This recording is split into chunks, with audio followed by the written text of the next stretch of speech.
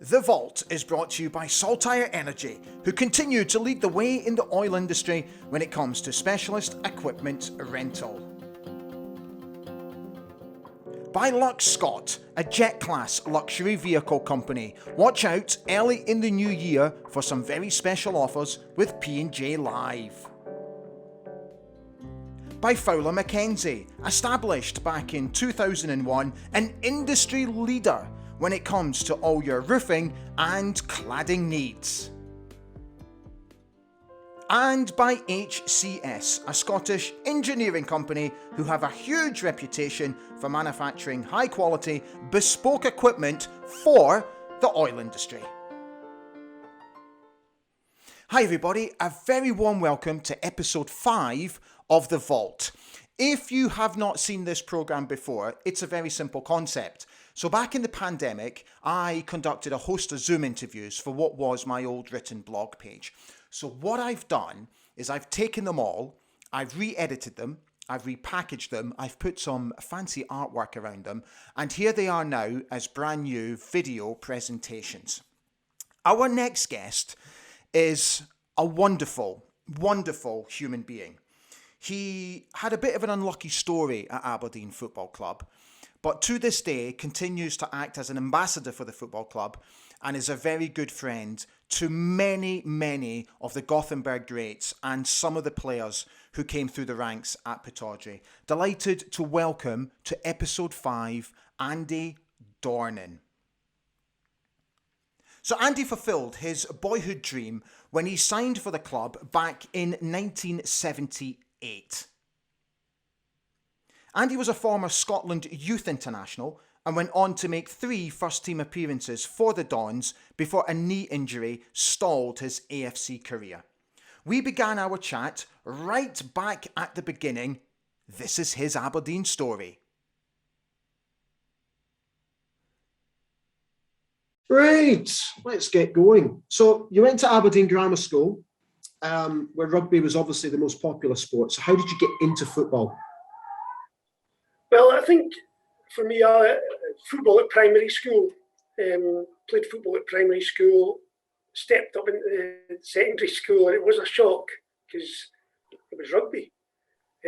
So my sport then was rugby at the grammar, and I played for King Street Boys Club, who were a good boys club, in the afternoon.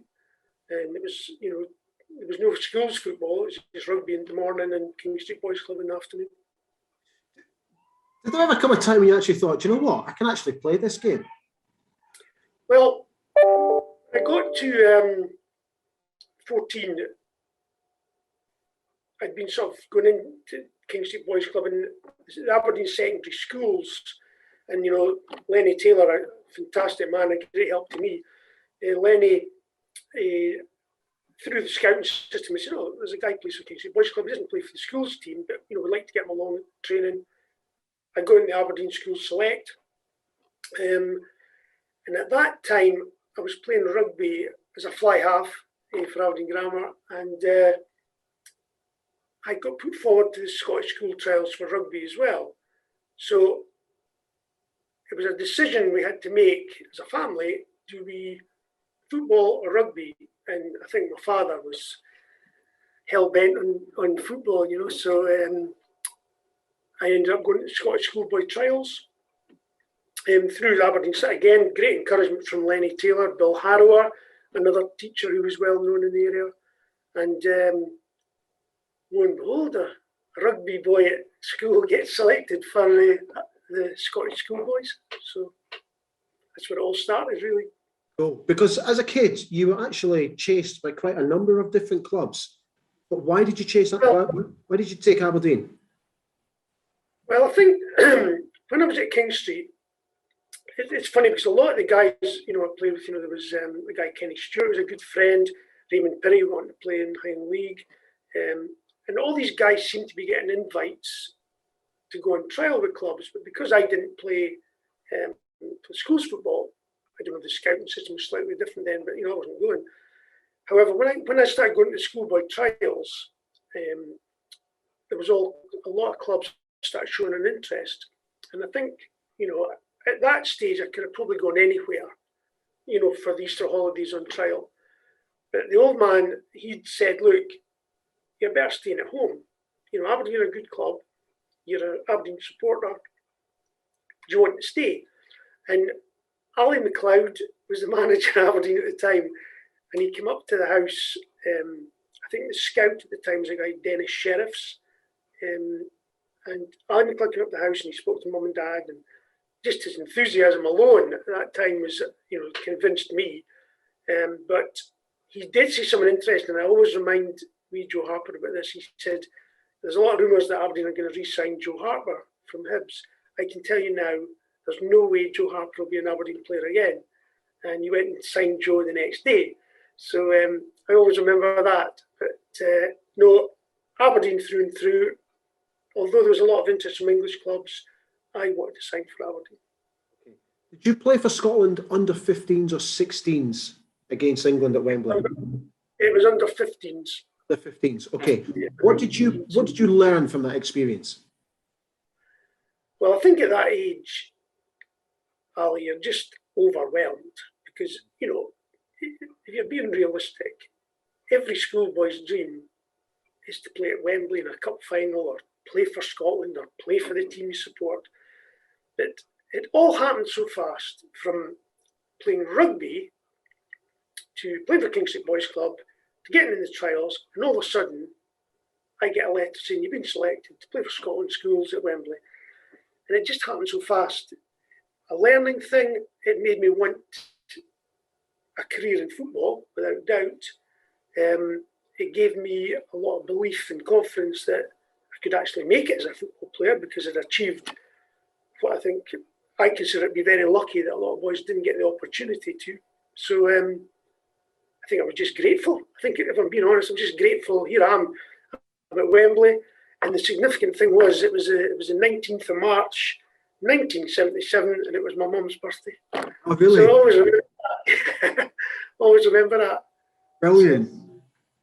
Excellent. Okay. I'm guessing by just what you've told me so far that it was your father who had the most influence on you during this time in your career, right? He followed me everywhere, supported me, took me to games, took all the boys in the team. He would drive them to games. I mean, he was just enthusiastic about everything. There was times where I didn't always agree with him, but his own career. He ran in the Powder Hall Sprint. He was East of Scotland middleweight boxing champion. So he was sporty himself, and a proud father, and wanted me to do well. He was keen for me to be local. He wanted some kind of control over me because I think at that time you could see it. There was a lot of stories of kids going down to England losing their way a wee bit, and there was no way that was going to happen to his son. And Aberdeen was where I was staying, But Lenny Taylor was a big influence as well. Tremendous man, a lot of respect for Lenny Taylor. And Bobby Clark. Bobby, when I first went to Aberdeen, even in my school holidays, Bobby Clark was always encouraging the young players. And, Bobby was playing in the first team at the time, always helping the young lads, as a lot of the senior players did then. But Bobby Clark and Lenny Taylor, certainly with the younger boys, big influence. How exciting was it for you to sign your full-time professional forms? Well, it was funny, Ali, because I suppose being at Aberdeen Grammar, one of the things, you start setting O-level exams and all that. And I was doing okay. I wasn't doing brilliant, but I was doing okay at school. But I was actually sitting O-levels, it's quite bizarre really, at different times from everyone else. Because with the Scottish schoolboys, we played England 3 times that year. We played in Manchester, we played at Wembley. So I think I had to sit my geography exam at 9 o'clock in the morning before all the other pupils did to allow me to travel to Wembley. I had to sit my physics exam in Manchester because we were playing England at Old Trafford. So I suppose it was exciting in that I had done okay at school, but my heart was set in being a football player. So when Ali McLeod had left and it was Billy McNeill, and I just signed as a young ground staff boy, as they called them in those days. And it was a great honour to sign for your local team. It was brilliant. You sent me a photograph a while ago on WhatsApp, but it was on my old number, so I lost it when I changed my numbers over. Where you won was it the Reserve Player of the Year, Youth Player of the Year? Yeah, Willie Miller always reminds me of this because I think it was on Willie's birthday. Funny, I've got a thing about birthdays. It was the 50 Club. They had an award. It's all changed now. When you go to the Player of the Year Awards in Aberdeen now, it's like a gala dinner. It was held in the old 50 Club room, and it was my first season playing in the reserves, and I got the 50 Club Young Player of the Year. Willie, I think as he did every year at that time, got Player of the Year, and again it was a fantastic honour for me to get that. And what was, I have to say, a fantastic Aberdeen reserve team, really good players. That a lot of them progressed into the first team, so it was good times. Can you recall that time when you were first asked to step up to the first team? Well, I think Billy McNeil was quite good. He would encourage the young boys to train with the first team players, but without doubt, when Sir Alex arrived at the club, he changed the whole dynamics of training. All the young players trained with the first team players. They all trained together. So he was sort of integrating young players and senior players. You learned, there was standards set, and you had to grow up fast. Young players had to grow up fast. And I think the first thing was when I was 17, Aberdeen had a trip to Portugal, and Stuart Kenny was injured. And being only 17, our family holidays weren't abroad on the continent. It was down to Edinburgh, where my dad was from. That was our usual summer holiday. And I didn't have a passport. So Fergie was going berserk because he was taking me away with the first team squad. How can you not have a passport? So there was this saga where, and I referred to him as the other Neil Cooper, not Tatty as well known, but the other Neil Cooper. Neil was a good friend. Neil had to take me to the post office to get a photograph, to get a yearly passport to allow me to go and travel with the first team. So that was my memory of, going with the first team. I didn't have a passport and I had to get a year's passport. And then I had to get my mother to sign a consent form that I could travel abroad because I was only 17. So it wasn't straightforward, but we got there. And we played in Portugal. My first game was in a friendly against FC Belenenses, and we won 5-0. And I think Duncan Davidson scored a hat-trick and Drew Jarvie scored 2. Fantastic. How was that experience? Again, Ali, everything happened so quick. 2 years before that, I'd been playing rugby at school, cap Scottish schools at Wembley. And then 2 years later, I'm travelling with Aberdeen first team to play in Europe. Albeit a friendly, but just had to pinch yourself, So during that time, did you still have to do all your chores, clean boots and all that kind of stuff? Yeah. Whose boots did you clean? Well, Joe Harper's boots. Did you? I had pride in cleaning Joe's boots. Yes. Did you really? Nice. Dom Sullivan was there. But there were some players always cleaned their own boots. Like John McMaster, total professional. John always cleaned his own boots. Willie was quite particular about his boots as well, but he always gave Willie's an extra polish just to hanging up kit, taking the dirty kit away. And in my first year there, Ali, Davie Robb was at the club, and anyone who remembers Davie Robb, the young players, especially Aberdeen, what a character, great for the young boys. And Davie Robb used to come in the morning, especially in the winter. And when I look at the training kit that the players have got now, we used to have this old woolly polo neck jumper they used to wear to keep you warm with your name stitched on the front. And Davie Robb used to say to me, right, Andy, I'm going into the boiler room with the workmen. These were the pensioners that cleaned the ground. And every morning Davie would have a cup of coffee and a cheese roll, and I think he had a cigarette as well.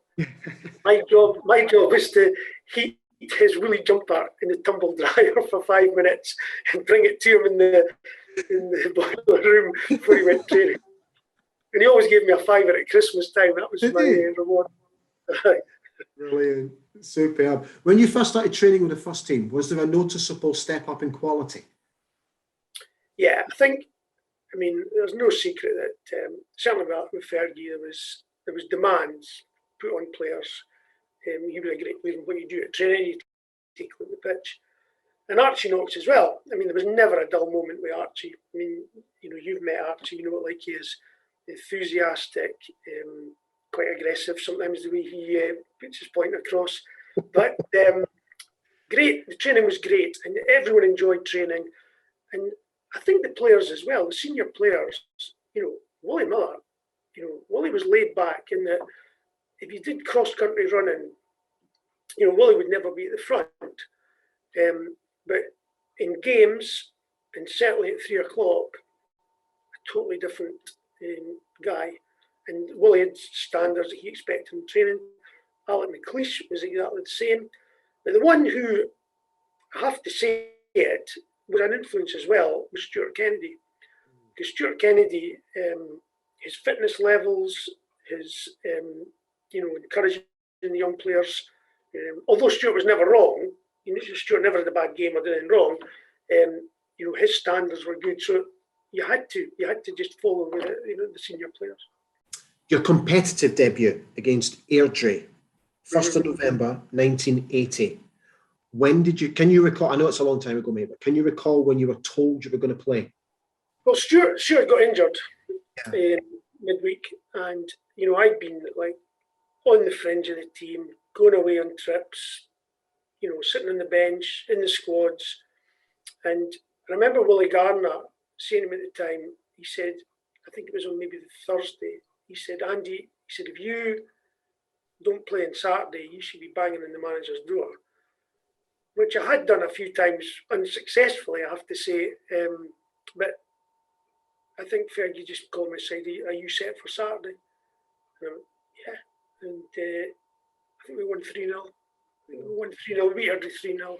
And yeah, it was a comfortable game. The senior players helped me through it. It wasn't, you know, it was a game that we expected to win. It was a great game for me at home to make my debut in, and you know. That was Walker McCall's first game back, scores a hat-trick. Yeah, Walker, great finisher. Great lad and a great finisher, Walker. Yeah, lovely bloke.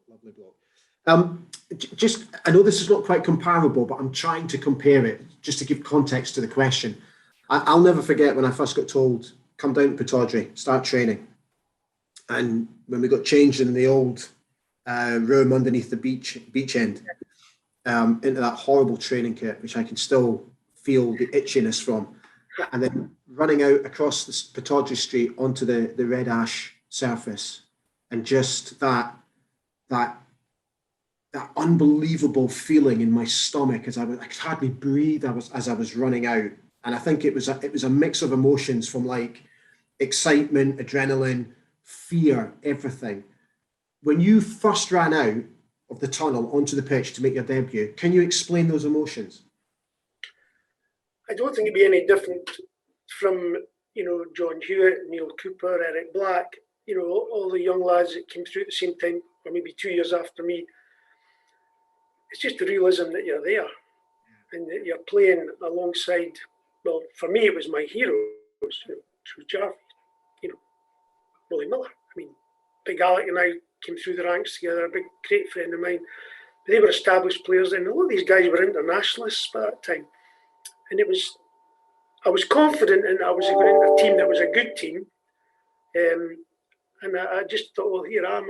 I've been waiting a while for this. I've had a taste of it in friendlies and you know, games abroad. I'm getting a game, you know, and I was like all the young boys at the time. You're just so grateful getting the chance, because there's so many boys that Ali were really good players and maybe just didn't get the opportunity or the breaks that some of us did, you know. So, and I'm talking about boys that maybe didn't sign for Aberdeen, you know, guys that I played in the school select with and played in the boys club with who were really good players. I mean, you know, guys like John Sheridan that wanted to play in, you know, the Highland League, want to manage in the Highland League, Kenny Taylor, boys like that. Martin Allen, boys that I could name who were He was really good players, and brilliant. they just didn't get maybe the break to go at that higher level, but they all found a level to play.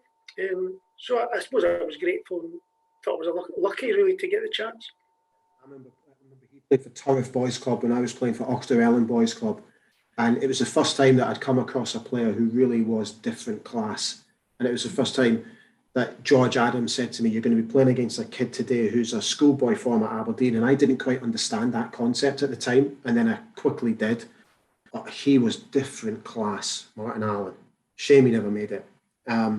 Did the boss say anything to you at full time after that game, your debut? Any praise? I think he said, "I think well done, and you better not be out tonight. You better not be at Champers tonight." I think he did say that. That was I think we got that every week. You better not be at Champers tonight. Brilliant. 5 days later, Liverpool. How was the build-up to that game?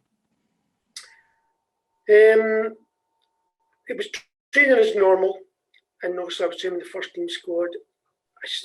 There was part of me thought, I'm not going to play in this game. He's not going to play me. He's going to maybe go Big Doogie at one full-back position, and Doug Considine might play left back. And then I got a phone call at home from the press saying you're playing. And I remember Fergie had a big thing about don't speak to the press, and I said, I don't know, I can't. No, I'm telling you, Andy, we've had permission from the manager. And even then I wasn't confident speaking to him. So I went the next day and I said, I got a phone call from the press saying I was playing, but I didn't speak to them. I wouldn't give him any comment. And he said, aye, it was okay. Aye, just make sure you're ready. And that was it. I knew I was playing then. And so, of course, and that was phoning my mates who were at university and all that. Dave McLeod, Ross Donald, all my good pals from school. And they were making sure they were going to travel to Anfield. They were doing everything they could to get down to Anfield. So it's good. Were you nervous? Yeah. I think just the fact that you're playing at Anfield. But the one thing, Ali, that was amazing that night was the Aberdeen fans. Because that particular night, the Aberdeen fans, you speak to a few of them now, and there's certain games in Europe that nobody will forget. And I think people who were down at Anfield that night, they outsang the Kop. It was just a party atmosphere because it was the start of Aberdeen, modern day Aberdeen, in the Fergie era was being associated with Europe and the success they had. So for Aberdeen to go down to Anfield and go down with a narrow defeat at Pittodrie, although realistic, I think we knew we were playing the best team in Europe at the time. It was a great honour for all of us. It's good. Considering the nature of the defeat, how do you think you played in that game? I thought I did okay, and again, it was a bizarre sort of game in that I started off at right back that night, and Fergie said to me, "If Johnson plays on your side, go and play in the left back position, play against Sammy Lee." So there was times where myself and De Groot were crossing over the full back positions to almost man mark or play tighter against, for whatever reason. But I did okay. I think I did okay for a teenager playing against Liverpool, who are next team in Europe. If I look back now, I think I did okay. Not brilliant, but okay. What was the biggest lesson that you learned from that game? Well, I think, and I'm not names dropping, but obviously that the team they had, Liverpool, when you play against players like Kenny Dalglish, you see the top level of player. You see how they're thinking quicker, they're doing things quicker, their movement, their touch on the ball. So you realise, I think for me it was right, if you're going to play at a high level, you've got to maintain that and you've got to work hard at your game. And I don't think that's changed for all young players now. it's all very well getting there, but you've got to work hard at your game. You've got to do. We were lucky at Aberdeen that Archie had us back every afternoon, at Seaton Park, which is another story which I think you've probably heard about. Archie and me had a bit of a row once at Seaton Park, but that's another story. Oh, please tell. Well, that was the well, Hewitt was involved in that, and it was, the training facilities at Seaton Park. It's amazing when Aberdeen had so much success. We trained at Seaton, and sometimes we went to clear the pitch. There was broken glass, there was tins of beer, and there was quite a lot of dog's dirt on the pitch as well. So Archie was really enthusiastic this afternoon, and it was all about crossing and finishing, how he would show the strikers how to finish, and that was it. I think it was Archie reliving his youth, to be honest. So I was told to get out wide. He said, Dornan, you'd get out there and you cross the ball. The ball was rolled out to me, and it just rolled over a pile of dogs' poo. So he was dancing about in the middle, screaming for the ball. And I thought, okay, so I just rolled the ball a wee bit more in the dog's poo. And by this time, he said, get it in the box, Dornan, hurry up, hurry up. So I fired over, which actually turned out to be a perfect cross.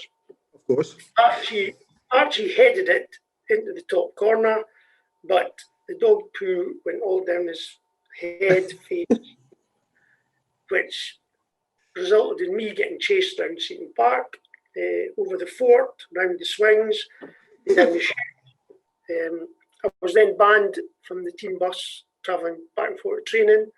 It was funny because George Wyatt, who ended up running a restaurant in Aberdeen, George was driving up King Street when I was walking up King Street from Seaton Park and gave me a lift back to the ground. I got changed quickly. And he said, what happened? I said, oh, well, it's a long story, but I said, can you pick me up at 3:30 tomorrow, same time, same place? I think it was a week's ban I got from the travelling the bus. So, yeah. Brilliant. Yeah. You're happy for me to write that? Yeah. It's common knowledge, Ali. I think Archie's had a laugh of it over the years. Brilliant, top man. Okay, how were those days between losing against Liverpool and then having to prepare for the next game at Parkhead? I think Fergie's attitude was, right, it's done, we'll move on. And it was a massive game, for us to play, any time at Celtic was a big game. So you just had to move on quick. For me, it was another big experience, Airdrie, Liverpool, Celtic within a week. It just happened so quick. So I didn't have to, you didn't have time to think. You were back on the Wednesday. We came back on the Wednesday, trained Thursday, travelled down to Glasgow on the Friday, and it was overnight and ready for the game. Did you expect to play? Yeah, he told me I'd be playing. Okay. According to the Heritage site, you came off after 37 minutes. Is that right? Yeah. For Big Doug Considine? Tommy Burns caught me with quite a bad tackle. And I knew something wasn't right. And I tried to play on. And I kind of knew something's not right with my knee. And I had to go off. And I ended up in plaster, I think, for about 6 weeks of knee ligament damage, which was disappointing. But these things happen in football. But the good thing was, we started the game well, we were comfortable, and I think Walker scored 2 that day as well. 1-2-0. Mm-hmm. But the big thing for me in that game was my good pal, who's sadly not with us, Neil. Willie got injured at Anfield, and Neil Cooper, I think it was the emergence of Neil Cooper as a boy and a man, really, because Neil came in and played alongside Big Alec and was just outstanding. I mean, unbelievable for a 16-year-old to go and play the way he did. Just amazing in front of 60,000 at Celtic Park, and Coops just strolled through the game. Absolutely, you'd have thought he'd played 10 years for Aberdeen, And I don't think people remember Neil for various reasons. I mean, the character he was, the player he was, the aggressive player he was, but what a really good player he was. You know, fantastic player. Had everything at 16. Everything, you know, balance, pace, control, reading of the game, could be aggressive, but just an exceptional talent. And, you know, for a 16-year-old to go in, you know, I was 18, I played, Neil played alongside me. What a great result for Aberdeen, went down there winning 2-0. You know? Okay, so now that I know what happened, do you think in hindsight that injury and that period on the sidelines halted your career, your Aberdeen career? Yes and no. Yes, in that if I'd stayed clear of injury, I think I'd have had an extended run in the team. Because, and to be fair to Archie, he had me down in the North Sea, paddling to try and get the swelling down my knee to try and play against Partick Thistle on the Saturday. You know, they wanted me fit to play on the Saturday. But football changes quick. You know, Aberdeen were running a run, were playing well. I was out of the team, I had to get my confidence back, get my fitness back. I was a naturally fit guy anyway, but it took me a wee while to get back. And I think by that time, other players had emerged. Stuart was back to full fitness. So it was always going to be difficult to get back in the team with him. But I felt as though I was good enough to play. In fact, he told me umpteen times I was good enough to play, but that was the competition I was up against. But I had no complaints, you know that. Yes and no. Yes, the injury, I could have had an extended run in the team. No, because I did get back to fitness, and for whatever reason, I couldn't get back into the team. Did there come a time when you actually thought to yourself, I'm not in his plans anymore? Well, we'd had a few discussions, and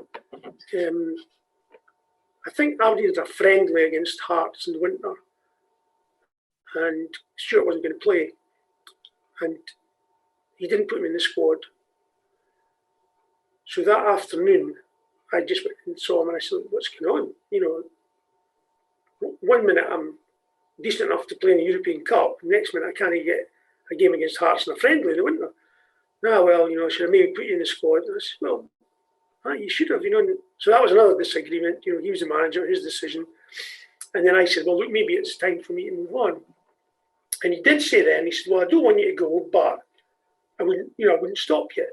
But I'd signed a 4-year contract, and I think I had 3 years of my contract left. But I was just desperate to play first team football. I felt as I was good enough and I wanted to play. And that was probably that, you know, an honest answer, Ali, when I thought, look, there's good players coming through. I think I'm good enough. Obviously, the manager likes me, but he's not going to play me. I'm not his first choice. So I think all players have to make that decision sometime, you know. So was it a difficult decision? I think it was difficult because I loved the club. They were the best club in Scotland, one of the best clubs in Europe at the time. So it was a heavy heart that you leave a club you love. But I think I've always been like this, that I've always thought I was lucky to achieve what I did. And I thought there was better players didn't get the chance I got. I was 21, and I really needed somebody at that time, a manager, to say to me, "Look, you'll play for me every week. You're going to be in my plans, you know. Good game or bad game, I rate you. And that happened with Motherwell. Fergie said, "Look, you can go and speak to Jock Wallace." He said he's keen to sign you. He wanted to sign you when he was at Leicester. Go and speak to him. And he was a different kind of guy from Fergie, but he was a great guy to me. And all the rumours you hear about being a hard and brutal, he was, but he was fair, very fair. And he just said to me, "Look, you'll play for me every week. I rate you highly. We're in a relegation position. We need you to come in. We need new faces. You're my first signing. Let's go." It was always, you know, let's go, let's get it done. And that's why I left. That's why I left Aberdeen. And then I think a month and a half later, Stuart got injured again. And so the only regret would have been, and there's no guarantees I would have played, when Stuart got injured. But one thing I do know is I would have done everything I could to get in that team. Because I think I could have played. I'm confident enough that I got back to full fitness, and at that time I was playing okay.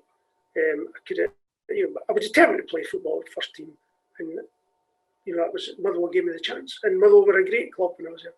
Okay, because you kind of potentially you've almost answered that last question. If you could turn the clock back and change anything from your time at Aberdeen, would that be it? Maybe leaving a month too soon, do you think? But you were never to know that Stuart was going to get injured, right? No. And Ali, it's a question that people have asked me. Well, why did you? If you'd stayed, you might have. But there's no guarantees. I mean, because I had a few discussions with Sir Alex over the years, but I'd lost most of them. But he was right in a lot of ways, and he did what he thought was right for the club. So there's no guarantee I would have played. But, there's always part of you thinks, well, could I have been in Gothenburg? That would have been the big thing. Could I have been at Gothenburg and been part of the squad? Do I think I could have been? Yeah, definitely. But it wasn't to be. And as I said earlier, I think there was a lot of guys, maybe not as fortunate as me, to have got the chance I did. Okay. Just the last question.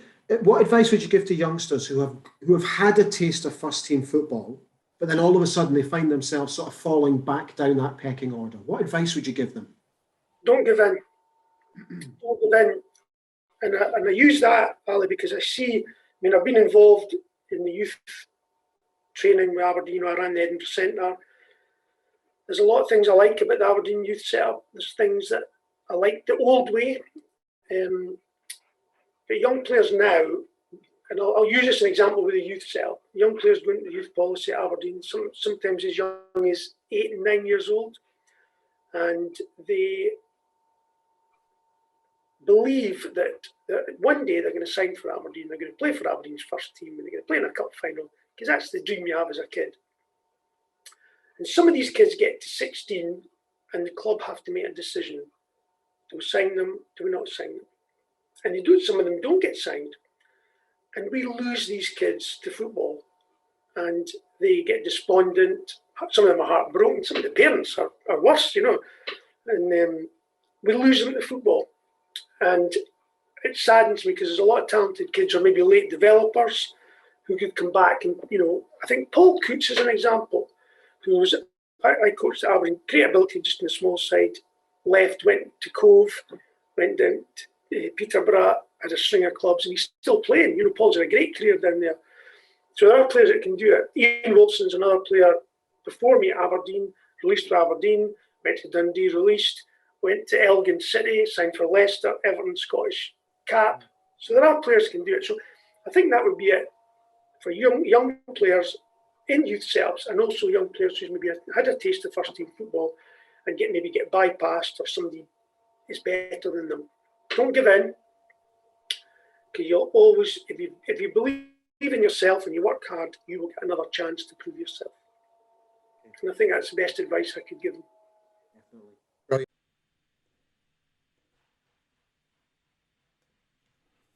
My thanks to Andy Dornan. If you have not already subscribed to Ali Beg ABTV, I would be extremely grateful if you would consider clicking on that little red button and come and joining us here on the channel. The reason that I ask that is quite simple, because we are building here.